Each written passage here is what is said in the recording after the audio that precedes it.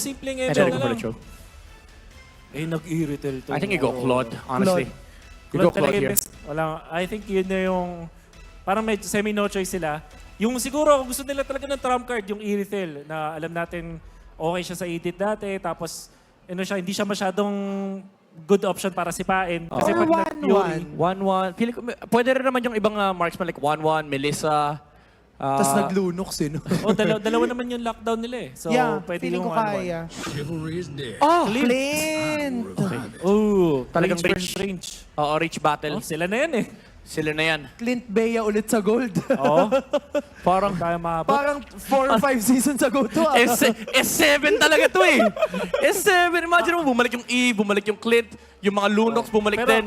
imagine nyo, sabi natin Clint, na-doubt natin or whatever, pero may kasama kasing Eve. Yes. Yeah. Yun yung Makati doon. So pag ginombo nila, sobrang sakit niyan, pre. Same idea do sa 1-1 Eve na nakita Oo. natin in the playoffs. Alam mo, at this point, kaya na nila yan. Sila na yan. Sila na yan. Ayoko Sila na na yan. mag-predict. Guys, it has been a true honor to serve for all of you here today. Wolf, Auntie Anara, Midnight have been your analysts and your panelists for today. My name is Hans Galeria. Guys, let us enjoy this game number 7. Casters, it is now time to determine the champion of the season. At sa pinakahuling laban ng Game 7, Best of 7 na labanan na ito ay magkikita na muli ang Sonics at ang mga Roras.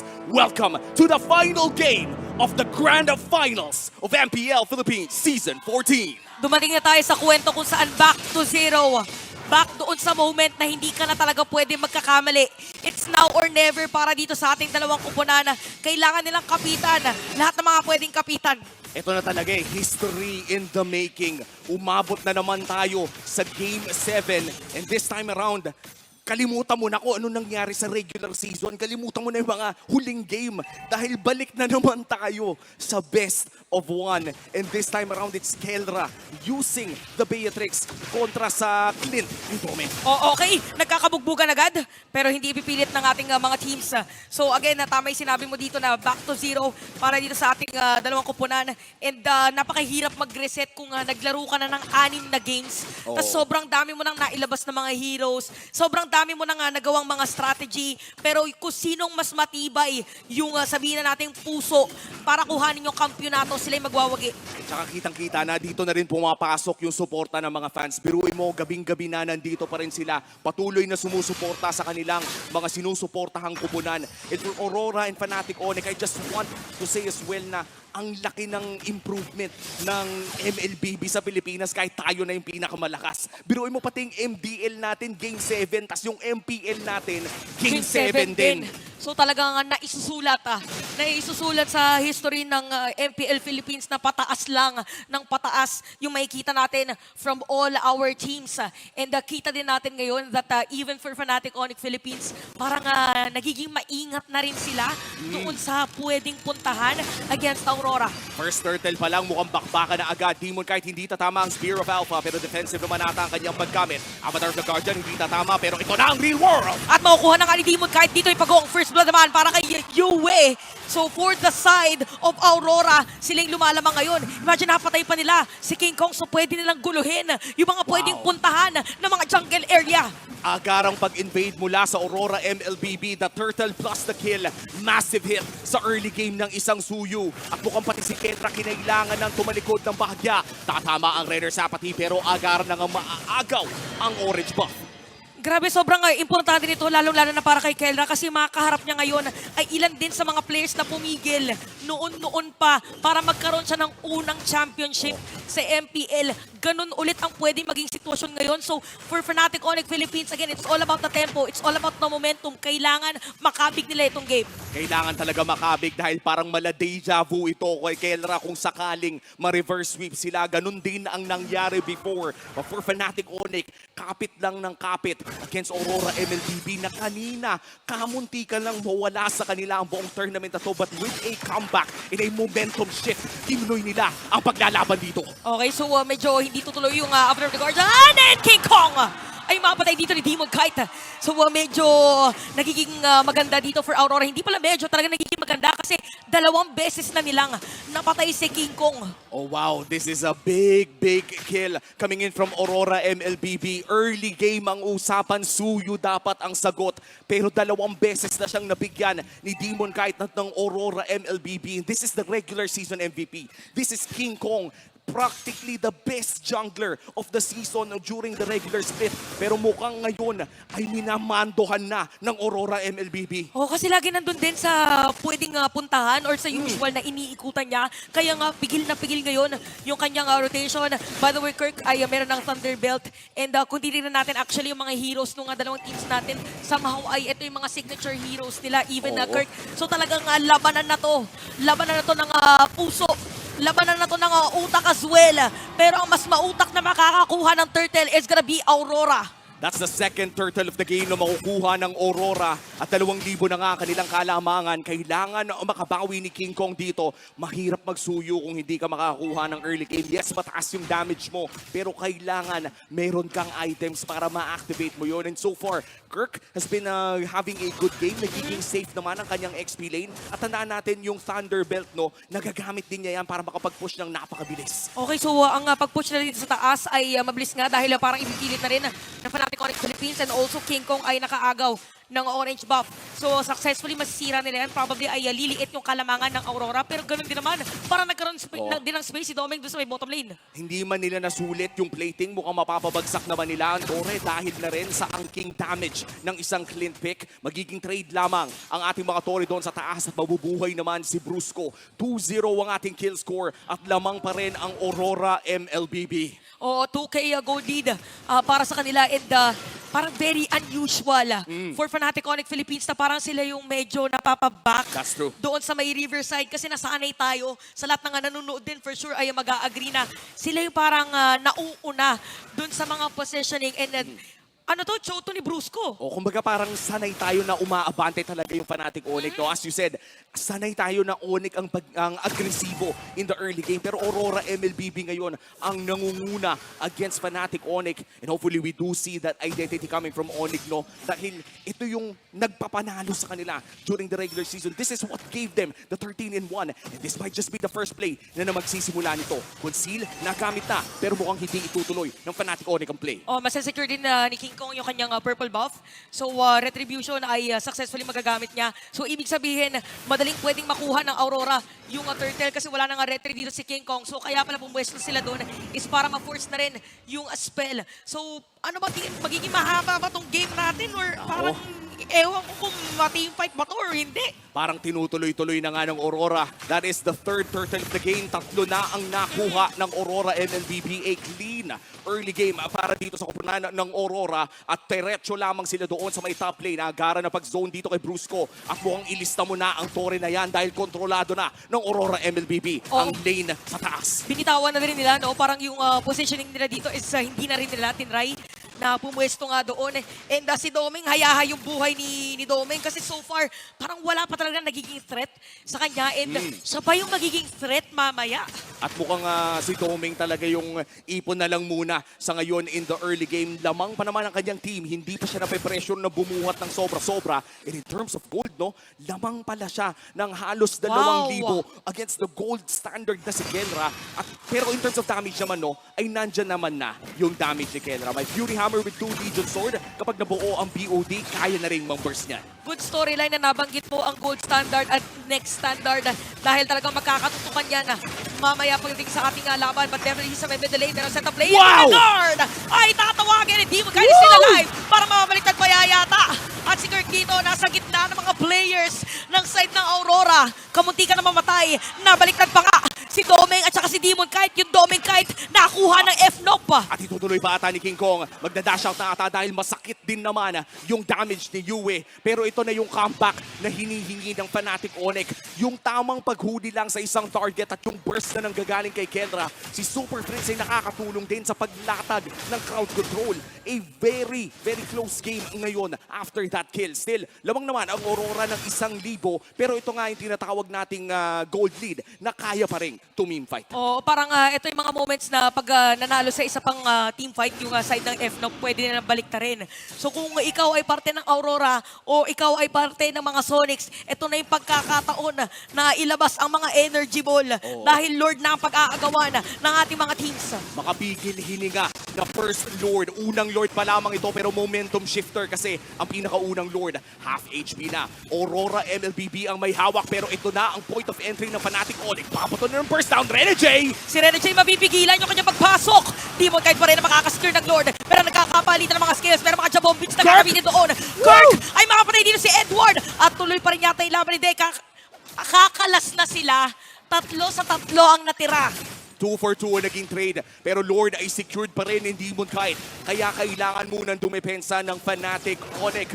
Grabe yung retrihan natin doon. Napaka-importante na makuha mo yung first Lord, especially in this Game 7, kung saan potentially nakakasira ng mental itong potential Lord push na to. Oh, especially also na nasira na yung second tier turrets, both top lane and even bottom lane. So parang sobrang hirap nito at some point for Fnatic Onyx Philippines na depensahan. And imagine the intensity of this final game para sa championship. Kasi 9 minutes pa lang tayo, pero 4-4 yung pinaka-kill score. Pero ramdam mo na parang nanggigigil lahat ng mga players natin. Even Rene J dito ay tinututukan ng Fnatic Onyx Philippines kasi anytime ay pwede rin siyang pumasok. At saka yung mga viewers natin talagang nakatutok na sa kanilang mga screen, nakatingin na sa bawat play na gagawin ng kanilang mga idolo, kanilang mga pinapanood dito sa MPL Philippines with that Lord in the top lane. By wave clear naman ng Fnatic Onyx, they have a Beatrix. Meron din silang Vexana pero tuloy-tuloy ang pag-push ng Aurora MLBB ng mga Torre at lumalaki na naman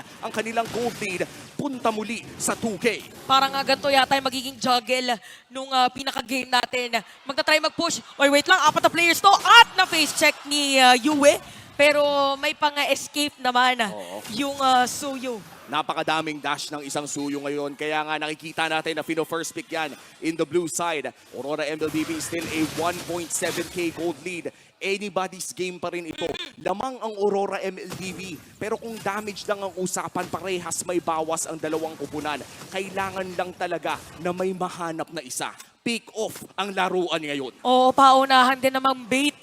Aside from pick off kasi minsan yung akalang mapipick off ng isang team, Oo. yun pala ay pinaka-bait lang nila. Uy, pero si King Kong ay kanina pa nag-iisa. Pero alam niya din na merong players from Aurora doon sa side na yun. Tsaka nakahabol na siya sa gold dahil kung Oo, titignan ano? natin, parehas na 200 na lang ang lamang ni Demon Kite. Pero in terms of map control, lamang pa rin ang Aurora MLBB. Patuloy na nagpo-push ang mga wave sa Aurora MLBB at lamang sila around that Lord area. Kung maitutulak pa nila yung mid lane at pati na rin ang bottom lane, malaking tulong yan para sa kanila sa upcoming Lord fight natin, which is a Luminous Lord na lalabas na 20 seconds from now. 20 seconds guys sa lahat ng mga nanonood. I-ready nyo yung mga sigaw nyo dahil probably ayaw pwede makasira ng inhibitor turret kung sino man makakapag-secure ng Lord na to or pwede din na maging sobrang mahaba yung kanilang sayaw. Again, this is the final game. At after ilang minuto ay magkakaroon na tayo ng bagong kampyon sa MPL Philippines Season 14. Hindi na pwedeng magkamali. Lahat ng pre-practice, lahat ng inaral, lahat ng pinanood. Dito na dapat tatatak iyon. Kirk, Earthshatter, hindi tumama. Edward with a taunt. Onward na, dyan na ang Lord. Masesecure ng Alpha.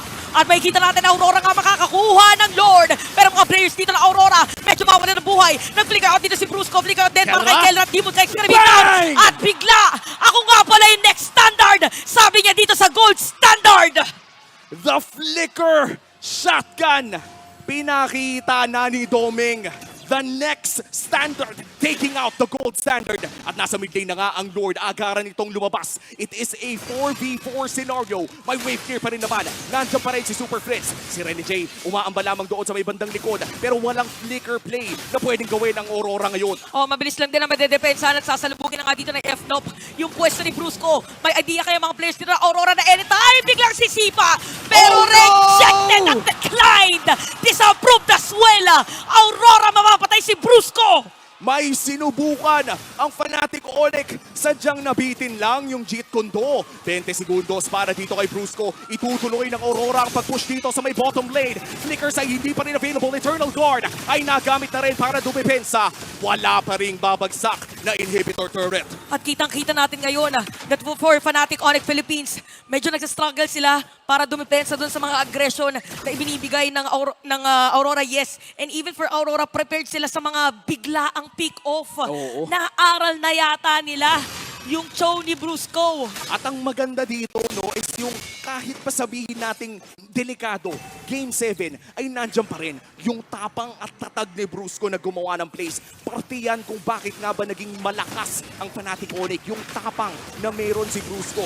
Kahit ba do or die ito, ay ginawa pa rin niya yun. Balik tayo dito sa regular programming. 70 seconds bago lumabas ang sunod na Lord. Hindi pa rin naman ito ang Evolved Lord at 1,000 pa rin ang kalamangan ng Aurora. Napakalapit ng laro.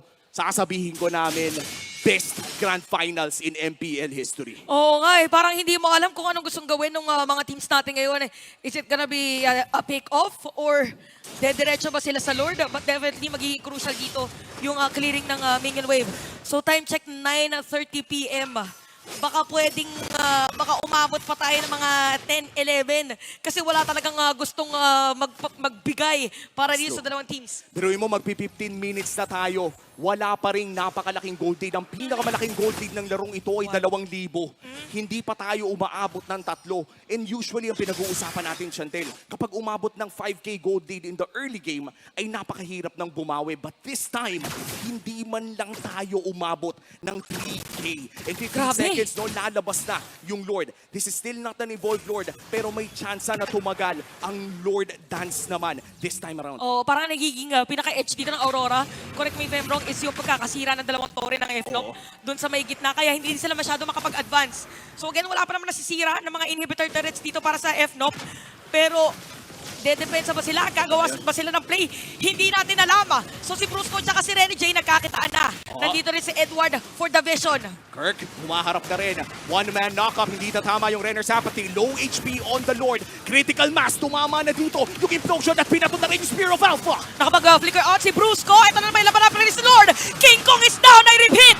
King Kong is down. Pero si Super Friends, so kanyang kakampi ang makakakuha ng Lord. Ilalaban pa ng mga players dito sa side ng Aurora. Pumasok si Edward. Sisipain pa nga ni Brusco. Kelra! Si Kirk. Kelra! Si Kelra nandito na nga ang kanyang mga kakampi. Sniper! Bang! Bang! At ito na ang sagot kung kanina galing sa next standard. Ito na ang bala ng gold standard. Biglang pagpalit ng weapon. Biglang pagtutok at release. Tick-tack! Boom! Kelra with a kill! At bigla na nga nabaliktad yung ating laban. Meron pang Lord na bitbit ang Fnatic Onyx Philippines. At dito na nga natin makikita, Kelra, the on-the-ground king of MPL. Pinapakita nga ba kung bakit siya tinawag na gold standard. A 5v5 na pwedeng mangyari dito sa loob ng base ng Aurora. 1 segundo para kay Domeng. Ang Lord nasa taas, pero ang Kola ata ay kumalma na muna. Another game extended for this grand finals. Parang malaride lang sa EK. Yung Vikings. Ewan ko, men. Hindi ko na alam. Umiikot na rin yung mundo ko dito, Chantel. Nung tumama yung sniper ni Kelra, para akong pinadala sa ibang mundo. Nalilito na rin ako. Hindi ko na alam. Umaalog ang venue. Hindi ko na alam kung anong susunod na mga mangyayari. At hindi ko rin alam kung may last trip pa ba. Di ko alam. But at this point, 80 seconds bagong Evolved Lord. MPL Philippines, this is. Ito yung dalawang teams na ipapadala Hinga muna. natin sa M6. Sa lahat na nanonood, inhale, Exhale. exhale. Hi. Ay, buhay. Ayan na, naririnig natin sigawan. Naririnig natin ang sigawan ng mga taga-suporta ng mga teams natin ngayon. Naglalabanan sila ngayon. Sinisigaw nila ang laman ng kanilang mga puso. Ibigay na ang lahat. Dahil sinabi mo na kanina, Chantel, ilang minuto na lang ay may bago ng hari ang MPL Philippines. A dawn of a new era. Mga bagong pangalan na umuusbong dito sa ating liga. Fnatic Onyx and Aurora MLBB, still a very close game kung yung gold lead lang ang tinitignan ay hindi pa rin lalagpas ng 3,000 yan. Dikit na dikit. Dikit na dikit, pero for Fnatic Onyx Philippines, nakasira sila ng inhibitor turret sa top. So kung ikaw yung Aurora ngayon, ang dami mo nang pwedeng Oo. isipin. Baka biglang may mag-split push, baka biglang may dumating, nakaangat ba yung minion wave ng kalaban. So ang dami ng factors. Oo, sobrang dami ng factors at alam natin, ang Fnatic Onyx, napakalakas maglaro ng mga wave niyan. Yan yung tipo na kapag nakita mo na nagti-team fight, kailangan may mata ka kay King Kong, kailangan may mata ka kay Kelra kasi hindi mo alam kung tatapusin na ba nila yung laro. Oh, aside from sa mga kailangan din mataan si Super Friends at saka si Yue. Wala pang deaths para dito sa ating game. Parehas na naka-purify. So kung ikaw si Renny J at ikaw si Brusco or kung sino man may hawak ng crowd control, ang hirap abutin ng mga artillery mage na meron tayo ngayon. Ito na talaga ang masasabi nating mga makabagong mamaw ng mage. Dalawa sa mga pinakamalakas na mage users maglalaban ngayon in our potential final lord of the game, the Evolved Lord. Renny J nagpakita na doon Uy, si sa may King bandang Kong. likod. Si King Kong naghahanap ng pwesto. This could be history in the making. Ito na ba ang huling play Wala for the sumisilip! MPL Championship? Wala sumisilip pero makukuha ni Demon kahit aalis ang mga players dito sa side ng Aurora. Si Brusco aabot ba? Si King Kong para makakasalubong yata nila. Magwawashing-washing out. Okay, so nakakuha ng Aurora yung Lord. Nakuha ng Aurora yung Lord at walang naging trade na kill. And this might just be a big push, a momentum shift para sa Aurora MLBB. May wave clear ang Fnatic Onyx, pero hanggang saan ba aabot sa mata ng Evolved Lord? Take note guys ha, mga spell check tayo. For Kirk, wala siyang flicker, so wala yung mga biglaang Oo. flicker, earth shatter, onward, or kung ano mga pwede nang gawing play. And for Aurora naman, Renny J. kompleto lahat, men. And this is scary if you are Fnatic Onyx. Renny J with a flicker.